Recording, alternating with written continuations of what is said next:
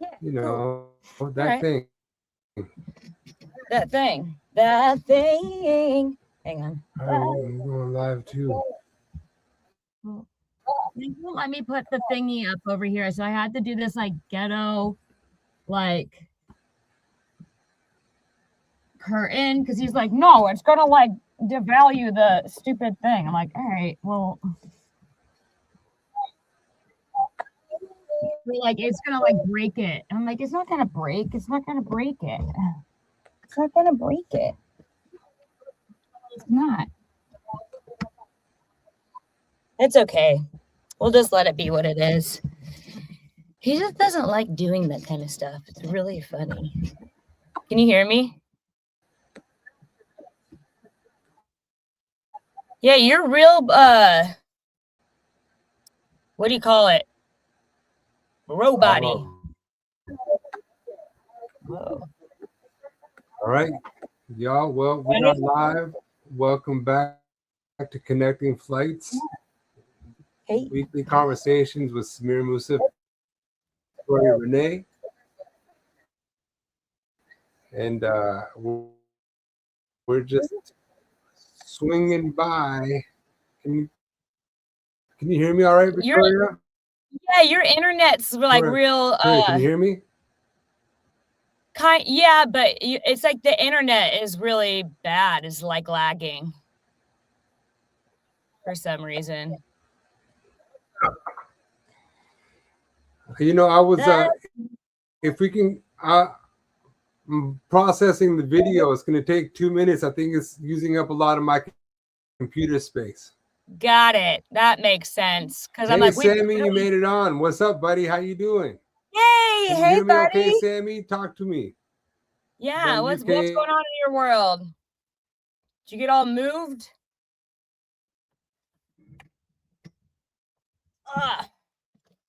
Oh no, he's gone entirely.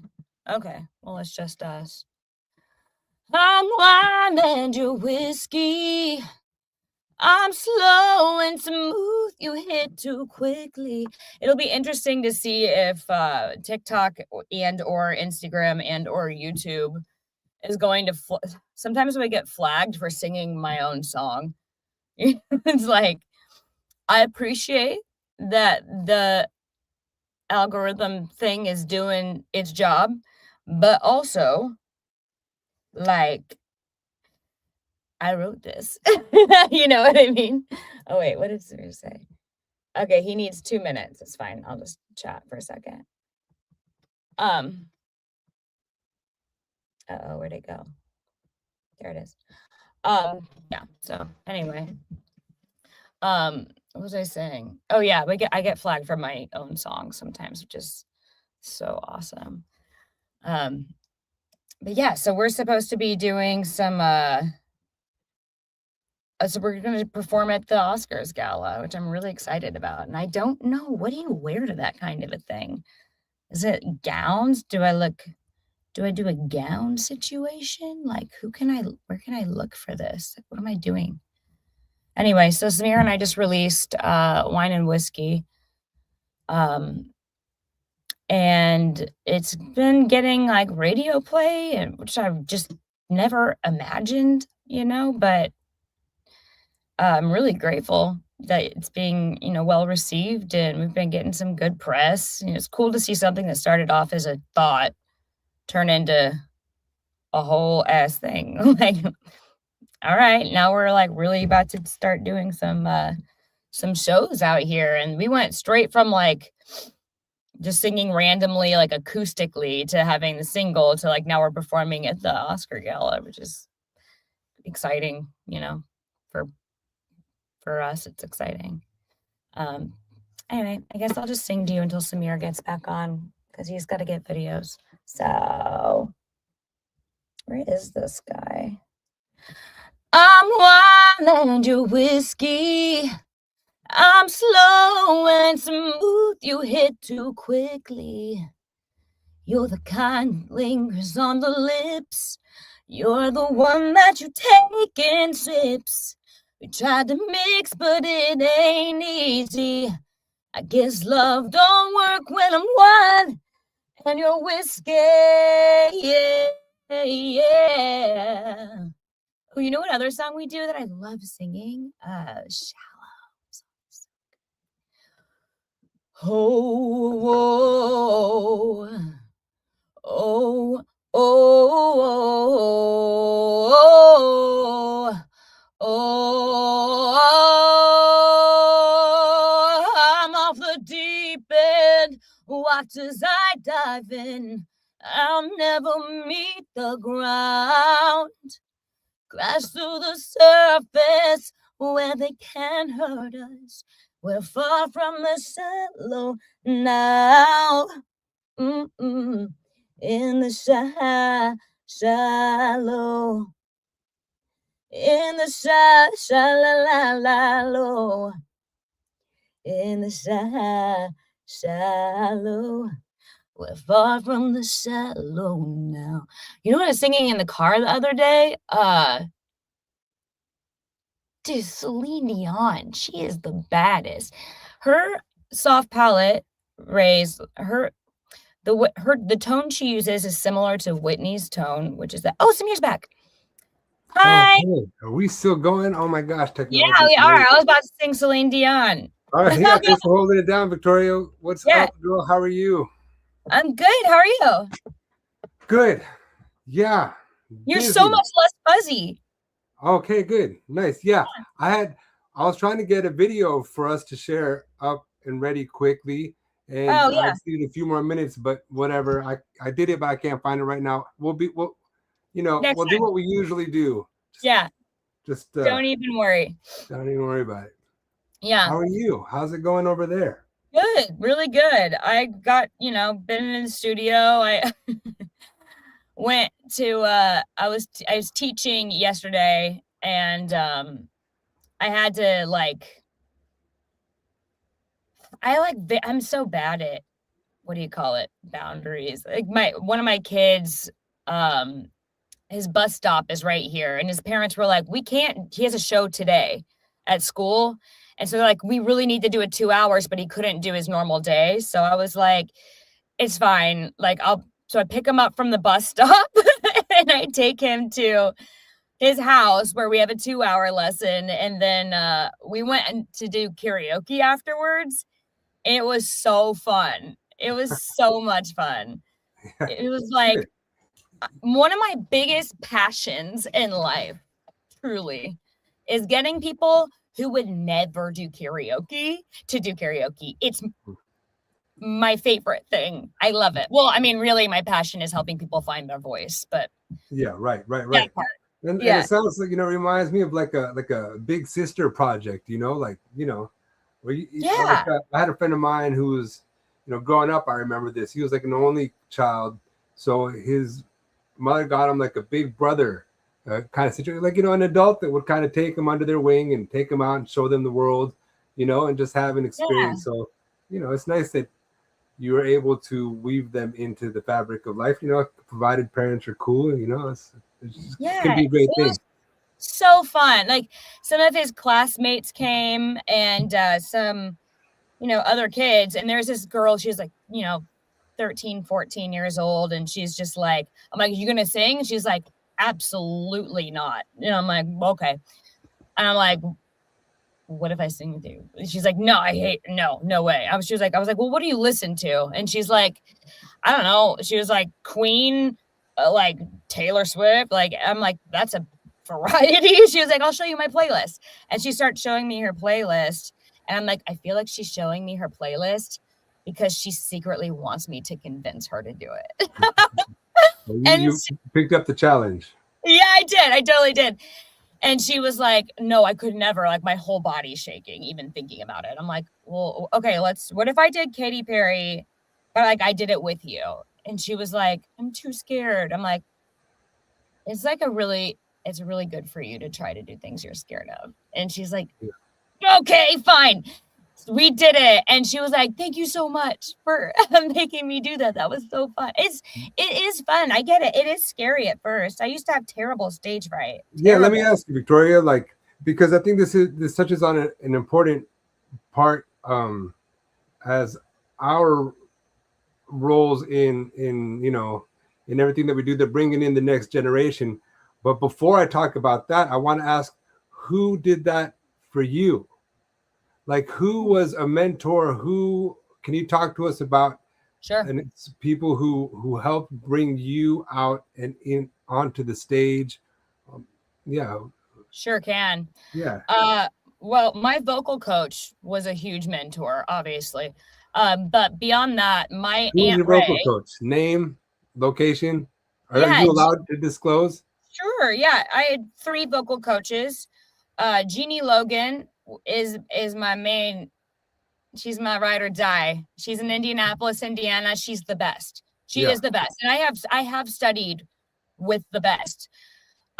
Big names, Rennee Williams. I studied with her in Nashville. She was coach on American Idol. She was a coach on She was a coach. Yeah, she was a coach on American. She's written books and she was a whole thing. And then Jeannie Diva. I studied under Jeannie Diva as well. And they are all just thought leaders in the industry. And honest to God, Jeannie from Indianapolis, she just, I call her a vocal intuitive because she could teach and coach in a way that was just better. I don't know how to explain it, but it's like she can hear where your tongue is in your mouth without even looking at you. I mean, I want to, yeah. No, that's great. Without even looking, intuition. There's something to be said for experience and the wisdom you get from doing it as a career. When you mentioned them as like thought leaders, it tickled my imagination to see if I could dig a little bit deeper to see how much of their teaching was guiding you towards your own thoughts. So that's really interesting that you said that. Also, my probably my biggest mentor though was my Aunt Ray, who can sing her face off. I just talked to her on the phone the other day. She was very brutally honest with me. She's like, yo, the ad libs, stop. I'm like, you're right. Okay, that's fair. She's like, anyway, she's more on that later. So Jeannie was very, she's a redhead, not naturally, of course. Don't kill me, Jeannie. She's a redhead. She's got white girl, she's got so much soul. It makes no sense. The way she sings, it just doesn't sound like it would come out of her body. She's amazing. Yeah. And so she taught me early on, I studied classically, but she helped me like with the soul. And then we would do a song, but I would never do it the way the artist did it because the artist already did it. Also, I was like 10, 11, 12, I had to change some of the notes so that I could hit them because I was little. And, she would write in like a lick for me. And I would just do it, everything that she told me to do blindly. And then there was a turning point where I was like, no, I wouldn't do that.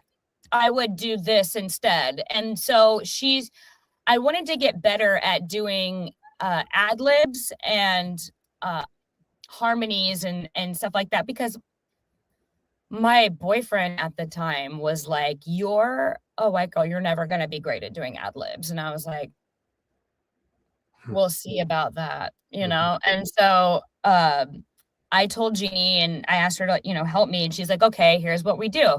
We're going to sing Mary Had a Little Lamb, but you can't sing any of the notes that are originally what's written.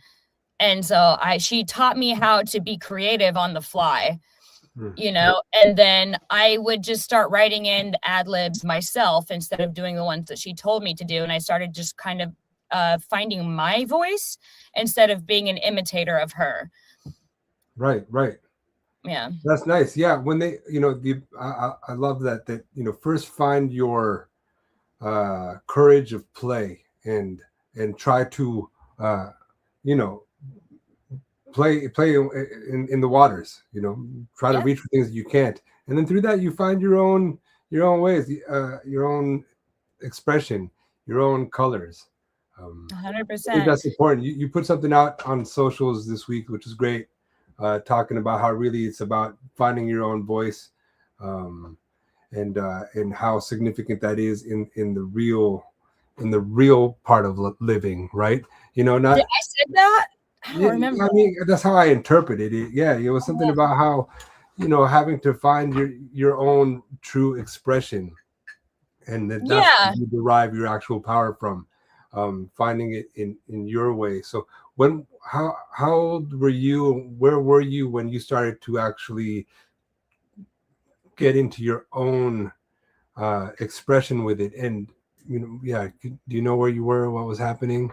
Yeah, I was a teenager. So early on, 7, 8, 9, 10, 11, 12, even like 13, I was still very much, I sang as I was told to sing, like exactly, And then I started as a teenager, I was listening to different music. I was being introduced to new kinds of music. And I had spent, a summer or two with my Aunt Ray, and she grew up, she's an East Coaster, she grew up in Maine, and then she married into our family, and immediately,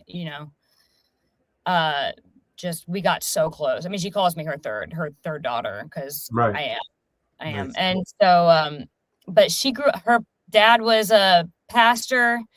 She grew up in church singing, and church singers are always, we talked about this before, they have this freedom in their voice that other people don't have for some, like, Whitney came from church singing, like the best vocalists usually do. Lauren came out of church. Lauren, yeah, 100%. And there's just a soulfulness there that you just kind of let, the Holy Spirit take over for you. And it's just, it's really beneficial. In fact, I would say it's imperative to get out of your head and more into your heart and in your soul when you're doing ad libs, when you're doing big belts. She taught me how to sing from like down way low. She was like singing from down here, Yeah.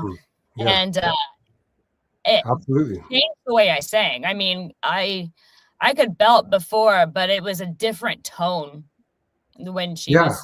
Yeah, no, absolutely. I mean, I find I've been spending a lot of time rehearsing this week, because actually we do have a show coming up, you and I, in a couple of weeks. And so I need to understand everything that's going on the guitar and the vocals and doing all that at the same time.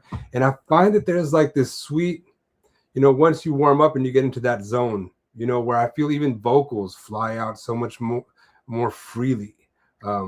And I feel like there's just like a matter of heating up. The systems all need to kind of be warmed up and moving so that you can kind of achieve that freedom of expression.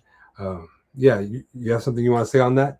Well, you're just exactly right. I mean, it matters so much to not just warm up your voice, warm up your body. Like, whenever I do legs, on leg day, I have the best vocals. No questions asked every time. Mm-hmm. It's just something to do with the blood. It's state of the body and very interesting. Very interesting. Yeah, you get blood flow to your lungs, blood flow to your diaphragm, blood flow to your throat, your neck, your vocal folds. And then, when you get blood moving, then your diaphragm is more reactive. It's not lazy. So you can just really just nail it, Yeah. And then the feeling gets really wonderful. I find, like, through, back full circle to, how you started this conversation, sharing with us an experience you had this week with one of your students and helping them kind of bring them out into, the confidence of being able to sing on a stage and perform on a stage and have a presence on a stage. But I find, like, in that relation, in bringing them into the fold, I feel, the feeling becomes such an important thing to focus on. Like, when they are singing in their private world, in their rehearsal room, and then ultimately on the stage, if they want to, aiming for a feeling of flow and knowing what that is, and being able to harness it and sing from it, being one of the more important than technique. How do you think? What do you think about that? You know, 100. feeling versus technique. Where do you sit on that conversation right now? Okay, well, I have a lot to say about that. You learn the rules like a professional so that you can break them like an artist. I say that all the time because it's true. You have to do the work first, and then when you're on stage, be free. But just to specify, my kid, my student, I do the same thing to him my vocal coach did to me. If you're 6, you can just stand there and sing. But we don't just coach vocals. We're entertainers. Mm-hmm. You know, the days of "they always a castle on a cloud" are over. You have to perform. If you look bored, why should I care about what you're singing? Yeah. Sell it, you know? Yeah. And my vocal coach was hard on me, but she's right. Where is the lie? Yeah, we have Sammy saying he's laughing that you're still being told off by your coach. Yeah, she's the best. And my aunt, but I love Jeannie, man. She just I would spend the night at her house and stuff. Like she was like a mother to me, really. But, well, that's incredible. I mean, I'll jump in on that because, you know, I've been into music for a long time and I've been a curious mind, and it ties in exactly with teaching. So there was a time when I was studying music of the world's people. Okay, so I was like digging deep into like how music is practiced in different cultural settings. And one area of the world that really kind of turned me on was India. Yeah, I knew it. Yeah, maybe because we've spoken enough about this, but really it turned me on. And it's like the student didn't just show up for an hour, 30-minute lesson and leave like we do here. No, they moved in with the teacher. They lived with them. They it was like a relationship of like of greater depths, where how you do anything is how you do everything. So like the life of a musician, the practice of it, and so I think there's something wonderful to be said for the fact that you got to, because she was your aunt also kind of, and she's an exceptional singer, literally follow in her footsteps throughout days at a time. I think there's something that I've seen to be said for what kind of learning you can get through that experience that we don't typically find in our 30-minute clock in, clock out lesson time, 100 million%. So what you don't know about what I just said, I have so much to say. I'll try to be fast. My Aunt Ray got me when I was not talking, in those stages where I wasn't talking at all, and I was unbelievably introverted. I mean, it's not even just that I didn't talk, I didn't communicate, right? So I mean, she was she's the most outgoing person I've ever met. Like, she was the polar opposite of me. And so I really picked up, I didn't even realize it, but like most of my personality comes from Jeannie, my vocal coach, and Ray, my life coach, my mother and mentor, really. Right. Because I would just watch. I would go to shows with her. I was really little, because she was watching me, and she didn't just go and stand there and sing. She absolutely takes the audience by the cojones and she's an entertainer. Yeah, wonderful. Really. Yeah. She's an entertainer. I mean, she's so fun to watch. But also, that wasn't my student that I was talking about earlier in karaoke. That was just one of the friends that was like, oh no, I would never do that. And then all of a sudden, you open them up. Yeah, it's a great feeling, and it resonates with what I've been hearing, because at the studio we launched an online course, right? And Nico is leading that. And so I'm getting his echo chamber and his inspired social saying, you know what? There's just something magical about lighting someone up, literally Yeah. like turning on their brain and helping them, and I get it, like I absolutely, I get it. And it is a thrill. And I think it goes beyond just music, although it's beautiful when it's in music, but in anything, when you can like help turn, especially the next generation, on to life, like it doesn't get much Yes. more meaningful than that. I mean, honestly, like it No. doesn't. Like if that's all you do, then you've already you're crushing it. Like that's a Yeah. big deal, and there's a lot of joy and challenge, right? I mean, you want to know what you're made of. Try to teach someone something. Like there's a lot of challenge in it as well, but it's True. it's resonating. Like I'm hearing a lot of chatter about the joy that you get from being a part of that system. That's cultivation. So that's cool. I'm glad you brought that in. It's a wonderful thing.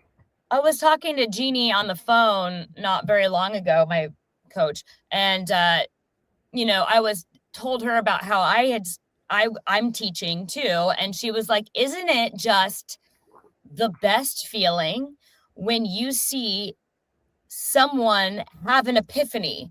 Yeah. And all of a sudden, they will never sing the same way again. Or be the same person again. I mean, yes. It's true. I mean, I'll remind you and whoever's listening how I had experience in opening music schools. So like I've literally had my hand in like so many families and students of all ages, by the way, not just kids, also adults coming in, and adults are the wildest to watch, pick up a new trick, especially a musical one, because it's such a different experience and it's so enriching. And when adults are experiencing it for the first time, it's just like it's one of the most amazing things to watch. I've seen them go completely bananas over what it is to actually the feeling of playing a song, playing a rhythm, playing a groove.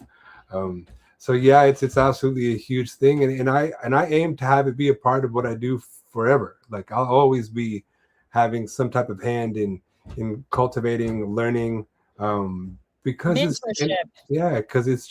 so much more than that. There's so many things going on. You're teaching an instrument and you're teaching life lessons. Like I'm not just teaching you how to sing. I'm teaching you to be comfortable in your body. I'm teaching you how to have confidence. I'm teaching you how to do the thing that you're afraid to do. Then it goes beyond scales. Yeah, let me share with you something that I absolutely love. I'm going to share it with everyone. I think I'll be able to pick this up, because this is something that I crunched on a lot. Can I open it up big? Where'd it go? Oh man, I just had it. This one. Let me get it bigger. This thing. Yeah. Have you seen that? No, scales, chords, appreciate. No. Things that make you a better musician. Right? And then in here is things that make you a better person. Okay? You following that? Yeah. All right. So this is where, when through teaching music, you're talking about these things right here, right? This is also makes you a better person. It's a rad. Wow. Isn't it something? Yeah. This is so good. Can we make t-shirts? Yeah, seriously. Yes. You're not clapping on 1 on 3 makes you a better person. Right? Yeah, it's a cool little thing, which is why it's so much more than just teaching. There's you're just like you're saying, there's so many wonderful parts of life and living that kind of permeate through the experience. And so like if you're spending time in there and being on any side of it, you're dealing with real your developments, of self, and it's a beautiful thing to be a part of. I mean, music is a gift, right? It is such a gift. And I mean, okay, beyond scales, beyond the fact that we end up being accidental life coaches, too, it's the physical resonance, the physical resonance in your body. There's science that says that well, I think Elizabeth Gilmore, didn't she write the book on happiness? She was a happiness researcher, and she said one of the things you know, we all have moments of being really happy, but everyone's bar is different, like where they stay typically. But you can raise your bar permanently, and then, you know, you're gonna have happy moment here, but she was talking about one of the things that will help you elevate and raise your bar in a permanent way is start doing things, starting these habits like listening to music in the morning. Just like listening to music, it physically, it changes your vibe. It really does. You are. In my mind, I'm like, are you about to get into like subconscious talk? Because yes, finally. Girl, that's another theme that's going through, first of all, my life, because my wife is a master hypnotist who works as a nurse in integrative medicine. So like, I definitely understand that. And I apply it so much. So I was wondering if you were going to take us there where, like, you know, we have ways to help ourselves raise our own frequency so that we can resonate at a happier place. You know, and it does start, and I'm so glad you're saying this, and I will quickly high five and echo it and give it back to you with how you wake up. You know, what you do in the morning, the first 15 minutes is actually so profoundly impactful for your life. It's incredible. And I say that from someone who didn't know anything about this and would have been the first skeptic. Who've been like, yeah, you know, like, what are you talking about? Hypnosis, what's really happening there? I think it's, you know, I came at it completely ignorant. So I had everything to learn. And I'm just telling you now, as living proof of the benefits of that lifestyle change and practice, where you wake up and you intentionally put something on just for the first part of your day to help elevate your vibration, and then take off, go put on the music, go put on your whatever you listen to, you know, and get your groove on. But like, first things first, you know, get onto your, you know. What's your morning routine? What's that? What is your morning routning? Oh my gosh, it's so locked in.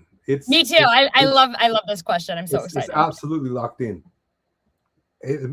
My morning and my nights are very meditative. Like, I wake up, I get my cup of coffee, and I choose my visualization, you know, like where I'm going to go. Like, and I have now, you know, because my AI knows me so well, it's always putting me on these wonderful little, you know, options that I love to choose from. But like, you know, some different types of vibes of affirmations, you know, gratitude. Gratitude's a big one. You know, ways to just wake up and like center myself with certain types of, you know, gratitude is very much a part of it. Start there, and then also kind of like guide my way through, you know, wherever I'm either trying to go, but more recently, just to keep my to receive. I'm in a receiving mode right now, honestly.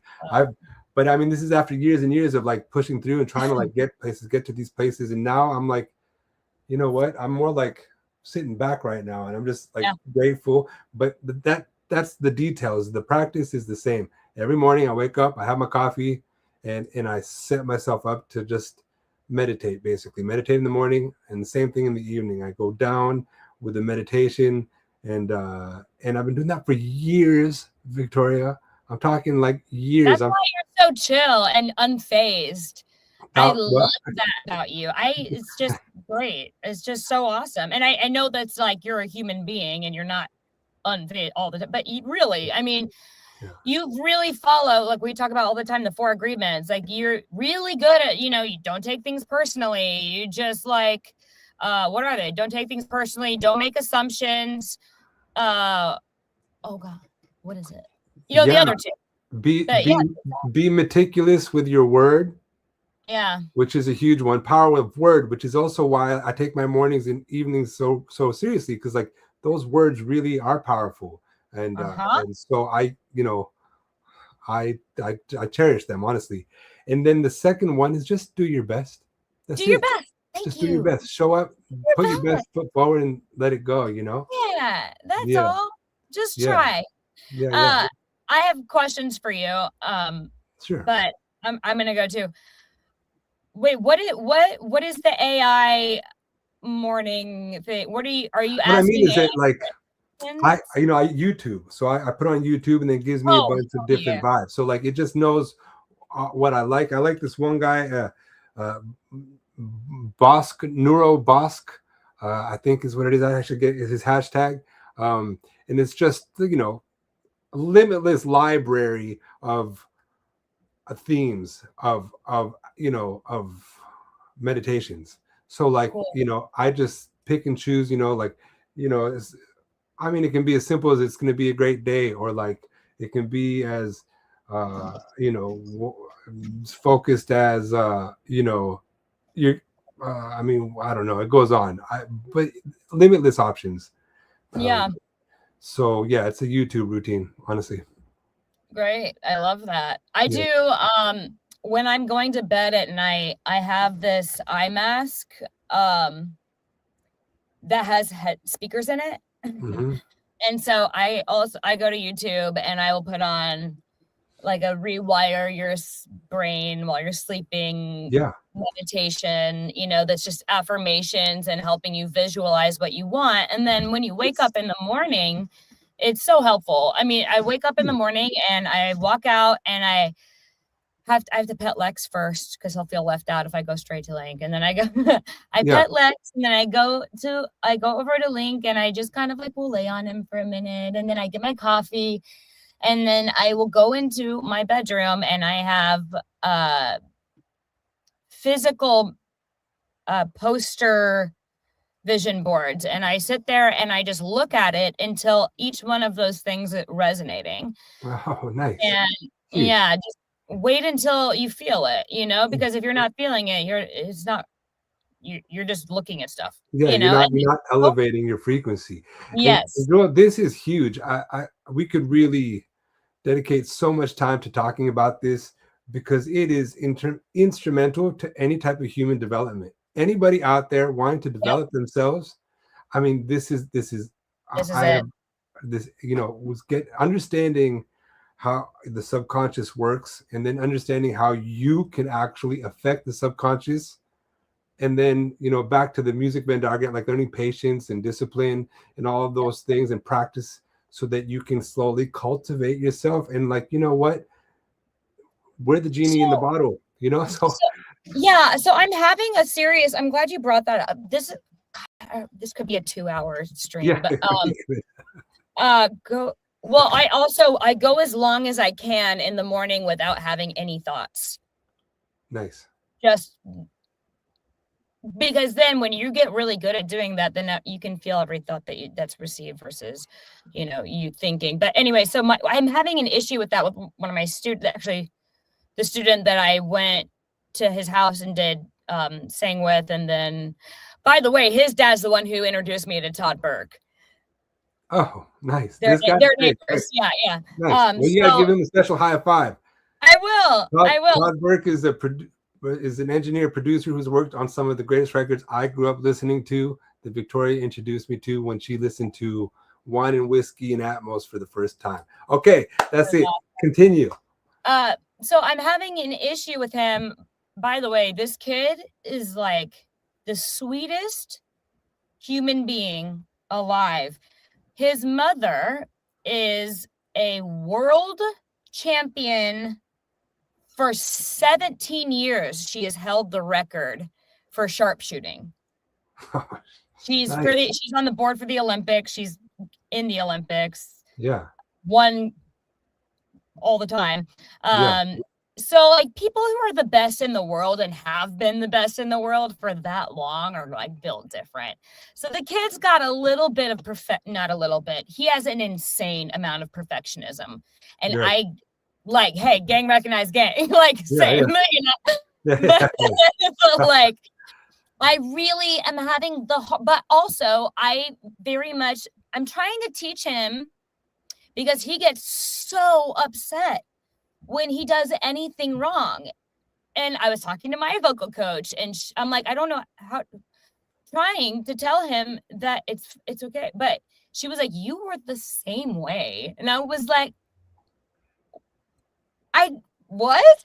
But anyway, she was like, my gift to you, I have a lot to say about this. She's my gift to you would be that you weren't so hard on yourself, but also, baby, aren't you so glad that you were so hard on yourself? And I was like, oh, she's so wise. How are you so wise? Because it's true. It does make you better. But also, I'm trying to teach him, it was a bad note. You're not a bad singer. Yeah. You know, if you're driving your car and you're driving your car and your gas is low, and are you like, I'm an idiot. I've ruined everything. I don't know what to do. What a mess I've made here. No, just go fill up the tank. It's not a big deal. It's just a meter that's showing you, that's what your emotions are. It's or like the thing on the side of the road when you're driving and you veer off and you hit the little bumpy things that makes the noise. Like, oh, you went too far this way. You don't get mad at yourself for doing that. You're just like, oh shoot, get over. There's no emotion attached to it. Yeah, don't take it personally. And beyond that, like one day, it's like NBA pros don't make every shot they shoot. They just don't. Like your expectations got to be like a little bit more real. Like even at the highest level, people don't make it all the time. And I remember learning that from one of my mentors, Leon Mobley. I'll drop his name all day, every day. That guy, brother, taught me a lot. Super experienced percussionist. Look him up. But he was like, one of the first lessons he would teach me was like, you're never going to get it right all the time. So let go of that expectation. Even when you're playing the drum, like you're not going to get the perfect tone every time. And that's the rule. That's how it is. So like, you're not going to make every shot. It's just how it is. And so like learning patience is what I find is one of the most important, but the first lesson that so many students in the world of music have to learn, because like, you got to learn, like you're saying, to get through these challenges of imperfection, and then to realize at the end of it that there is no perfection. That doesn't exist, but you think that there is because you think, because logic can sometimes lead you that way. But but if I'm making, so that's the thing. Like if I'm making 100% of the shots that I take, I'm not reaching big enough. Yeah. That's like one of the main reasons I listen to some of the music I listen to, because I need to be challenged. I want to sharpen my craft. And that means not doing the things I already know I can do. I need to stretch myself. Who are the top vocalists? Mm-hmm. I wonder if that ties into your runs. I wonder if that ties into your runs, because for as long as we've been meeting, we've known each other for years now, but there's always been some type of side conversation with your runs, in that you're ad-libbing rather. And I wonder if that's out of your need to be challenged, where, on the flip side of just like sitting easy on the feeling, right? Which I talk about a lot, is like the feeling. And so I just wonder if it comes from that. From the feeling. Well, that I'll like a simple melody with a beautiful feeling for me is enough. Like I love that. Yeah. I don't feel like I don't have any of what you have in that, in terms of feeling like I need to challenge myself to sing these ad libs or these runs that are amazing. Like virtuous, but also ridiculous. I mean, Jeannie, I don't know if I can say this on live, but don't do it. Be safe. All right, but she was just like, that is fun for you and no one else. No one cares.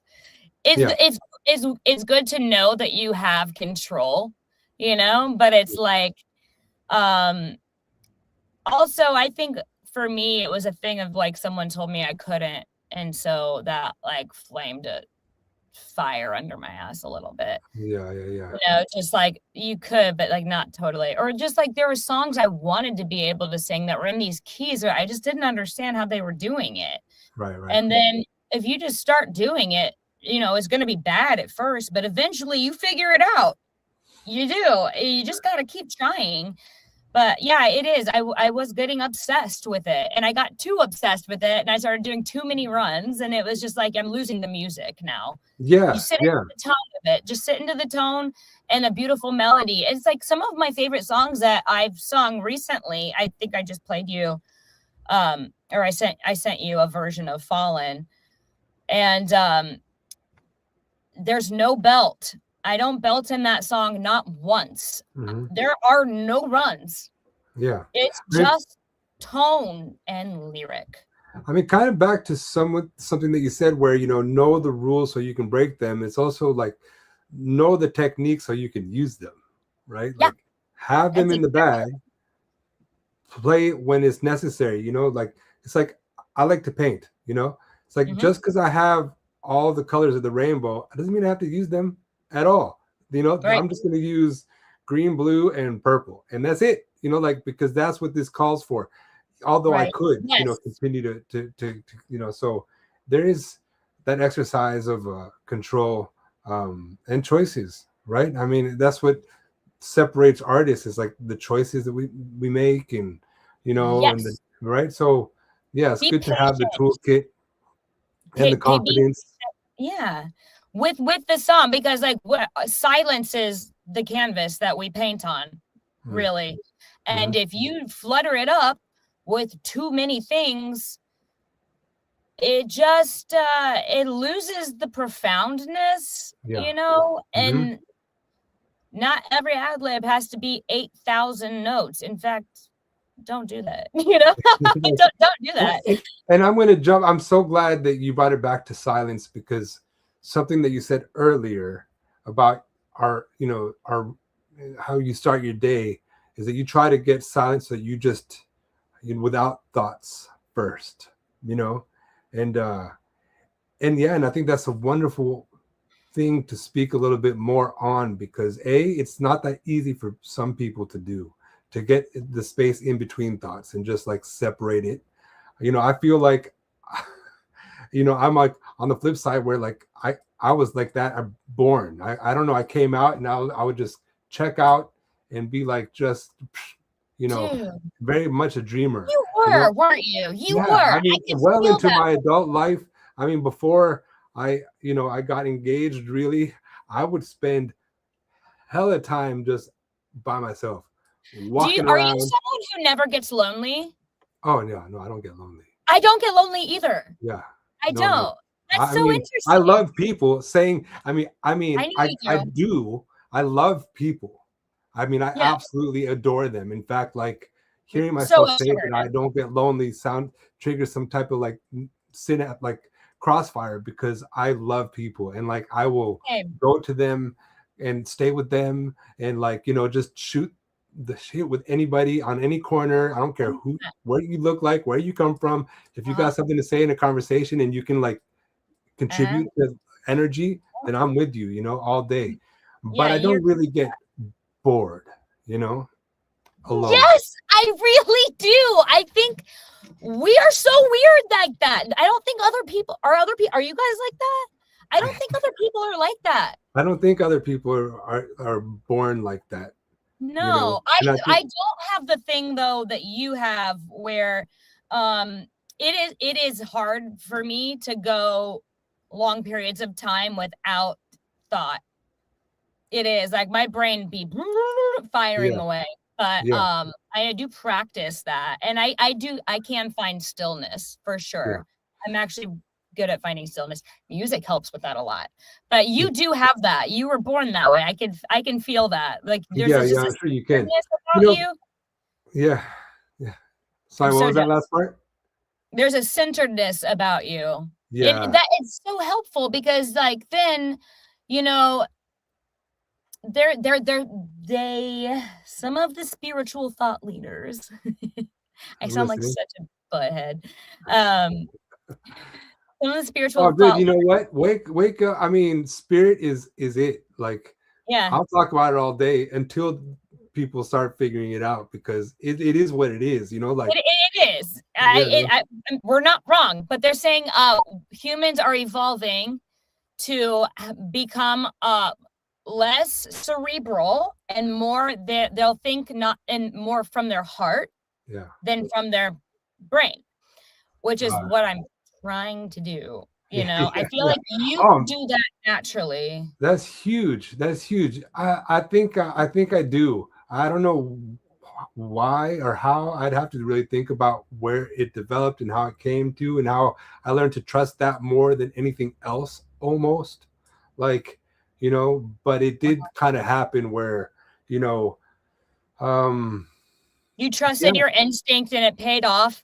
And then you listened to the voice in your head because you were still enough to be able to do that, to hear yourself.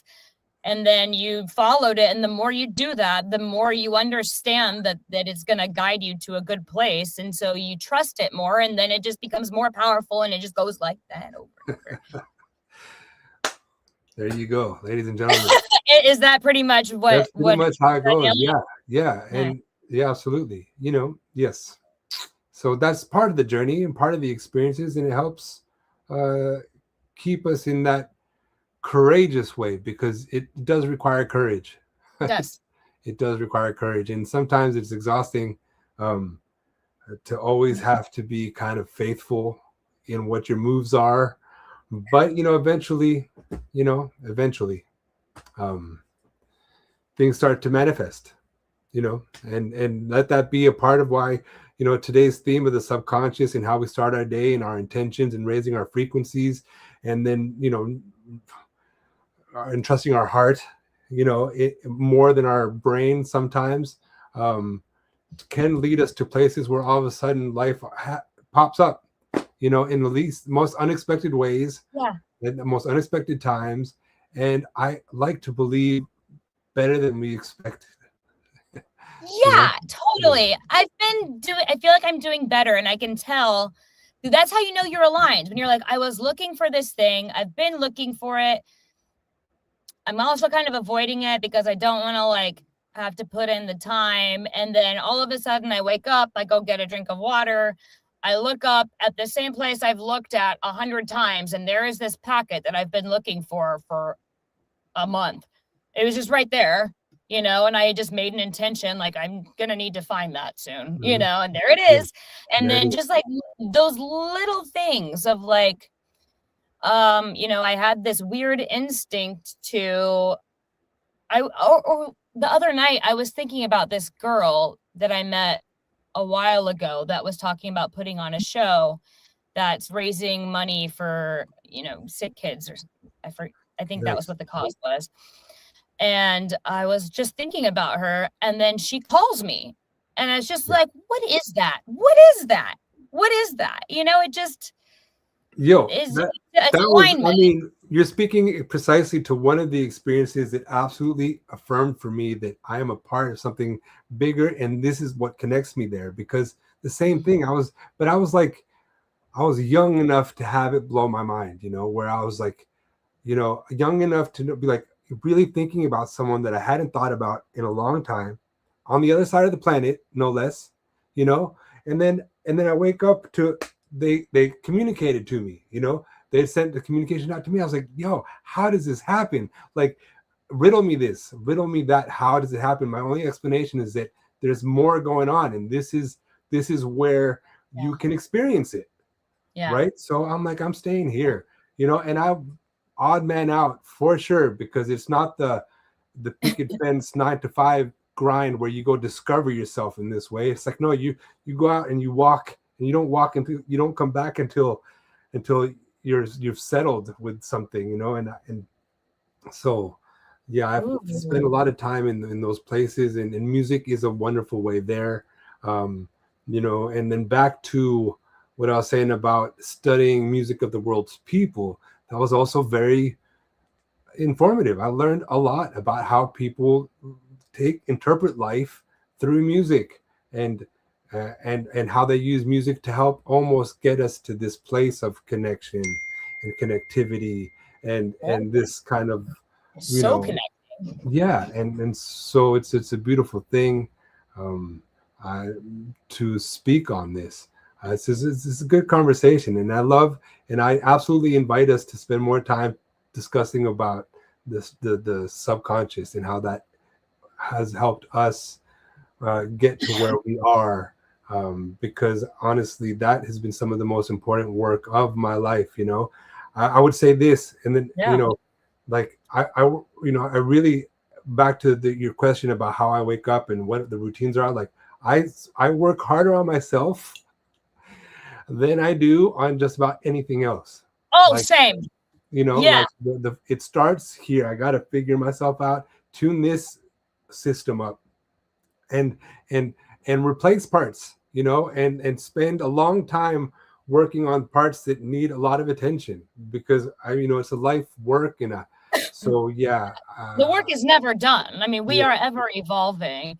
Right. But what you're saying is so spot on. I mean, as above, so below, as within, so without. You have to change inside, and then your outside circumstance change. When you try to do it the other way around, everything is so efforted and everything feels so hard, and you don't get very far very fast. And it's just, if I saw this thing a long time ago, and it was like, it was like a meme or something, and it was like, every day I'm hustling, and it crossed out hustle and put aligning, and I'm like, yeah, that part. Yeah. Because what you can do more aligned than you can with 10,000 hours of hustling. Effort. Yeah. The way Abraham Hicks calls it, like, I get that you're vacuuming and you're doing that work, but you have to plug in first, babe. You got to plug in. You got to plug in. And that's what I love, why, and I want to keep circling back to when you were talking about how important it is for you to hold the space between thoughts in the morning, right? That silence, because that's where the download will come, and that's the alignment. That's your cue to align. What you have a choice. Are you going to do anything with that or not? Are you going to be brave enough? Or are you going to put it away and say, oh, no, that can never be what I'm supposed to do? But it's in those moments where I believe that's your lifeline to align. So I love that you said that, and I'm happy to circle back to it again. Thanks. Yeah. But, that reminded me, I was just writing this down. There's also been times in my life where I didn't understand why, but I just knew something. And I was young enough to not, maybe my logical brain wasn't developed enough, but I was the most introverted kid, period. I mean, I didn't talk, I didn't communicate. I wanted to be invisible. And when I remember in school, what do you want to be when you grow up? Singer. That made no sense. It made no sense that that's what I wanted to do. I didn't even talk, but I knew, and I had terrible stage fright. I'm the most introverted kid, and I don't know why I did this, but I was like, I have to go on stage. I don't know how to explain it, but I have to go on stage and I have to sing. I just knew I had to do it, and it went against everything my body was telling me, everything my nervous system was telling me. I was so shut down. That is not how a shut down person behaves. I'm not. My parents were like, "This is crazy that you want to go on stage." Who are you? Well, I think it's. I just knew I had to. Yeah. What's wonderful is I think that's the life that refused to quit, because I think contextually it's important to understand that, like, your being shut down was actually a self-preservation reaction mode. Right? It wasn't like the life-giving mode. And so, like, it pushed through that, and it was stronger than that, and helped, get you out despite of that.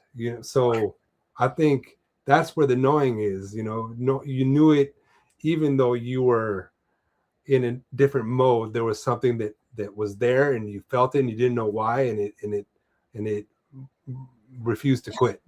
Yes, and I had to do it, and I didn't have that thing that was talking me out of it. I was just like, this is happening, and that's, my song Monster. I mean, that's really what Monster is about. Like, there came a point in my life where I just was tired of being afraid. I was so sick of it. I remember having nightmares when I was a kid, and I was like, you know what? these monsters. You know, you ever get so afraid that you stop being afraid and you get angry, you know, and you're like, we're not doing this anymore. So when I'm saying monster, I'm like, finally climbed that mountain and I came back. I became the monster. Yeah. You know, I can't fight it physically. I'm too little, you know, so I had to energetically fight it. And how do you do that? You just, you have to become the monster. And it's not in a negative way. It's like, you don't scare me anymore. I'm taking control over this. You have to literally change your vibration to instead of having a vibration of fear to a vibration of love and understanding and being like, it's cool, monster. You are where you are. Yeah. This isn't that though, you know, it changes everything. When you just change I had to change energetically how I responded to the monsters. And I never really had a nightmare again. Actually, no, I've never had a nightmare again. I've had uncomfortable things happen, but not like a real nightmare, you know? Anyway, that's what that song's about. Yeah. Well, I mean, I can speak for days on seemingly the subconscious, because, you know, it just hints to the, you know, it's just as good to know what you don't want, because then it tells you what you do want, and just go that way, and, you know, and then apply all of this work towards that. But I mean, right. So Victoria, always a fun conversation with you, because we can go anywhere, it seems, about a lot of things, and that's great, as long as, you know, I appreciate that. I mean, how much have we talked about music? I mean, I know we talked a lot about music, but, you know, but yeah, I guess we will be back in LA together in a couple of weeks, and I'm excited for that. I really have been diving in, you know, learning all of the songs inside and out, because I just want to be so leaned into it, and it's been a lot of fun, actually. You know, so I look forward to that time, and we'll go, you know, we'll bring everybody with us as well. Have you been working on anything fun this week? I have a session I have a podcast tonight at 4, and then I have a session after that, and then I have a session tomorrow morning. Nice, great. The session tonight is with this girl named Angel. She's so awesome. She's just one of the baddest dancers I've ever seen. She toured with Madonna, Snoop Dogg, like, she's so cool. She does music. Went to college for it. She's great. So that, then I have to record the first verse. I have to re-record a first verse for one of the Memphis sets. I'm nervous. I don't want my part to get taken. You got it. It'll be fun. So I got that. And then, man, just doing the thing. This has been such a good conversation. I'm really excited we get to save our this and that for next week. Okay. Yeah. I mean, I saw that you actually pulled one up, and I was like, all right, Victoria, way to go. Like, are you going to lead this one? But we can do it next week. It's fine too. Yeah. We'll do it next week. And so, it was such a great conversation. I guess we should probably end the lives because we're over an hour, but I'll send you my thing for the card after this, and let's go. I'm going to start practicing too. Yeah. Shoot me a message when we're done. Okay. Sounds good. All right. Thanks for joining us, y'all. Victoria, good to see you. All right, guys. See you next week. See you next week. Bye. Oopsie.